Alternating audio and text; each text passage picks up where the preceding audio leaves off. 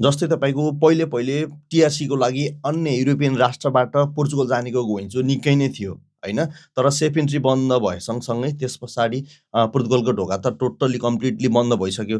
त्यसपछि सबैभन्दा सहज अहिले भइरहेको देश कुन हो त? अहिले कहाँ मान्छेहरू हाम फालिरहेका छन् के तपाईँहरूलाई थाहा छ? यदि यो थाहा छैन भने त्यो भिडियो तपाईँको लागि, यदि थाहा छैन भने यो भिडियो तपाईँहरूको लागि। अहिले सबैभन्दा सहज त नभनौँ तर पोर्चुगल पछाडिको अर्को ढोका खोलिसकेको भनेको स्पेनले हो। स्पेनमा निकै नेपालीहरू चाहे त्यो पोल्यान्डदेखि होस् चाहे अन्य कुनै युरोपियन राष्ट्रदेखि होस्, जहाँबाट भए पनि अहिले स्पेन जानेको घुइँचो निकै नै बढेको छ।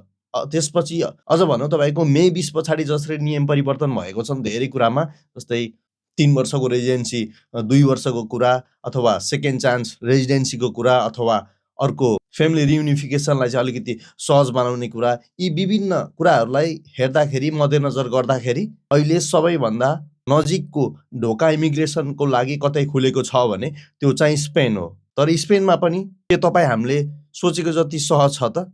प्रश्न जति गम्भीर छ, अवस्था त्यो भन्दा पनि अझै कठिन छ स्पेनमा।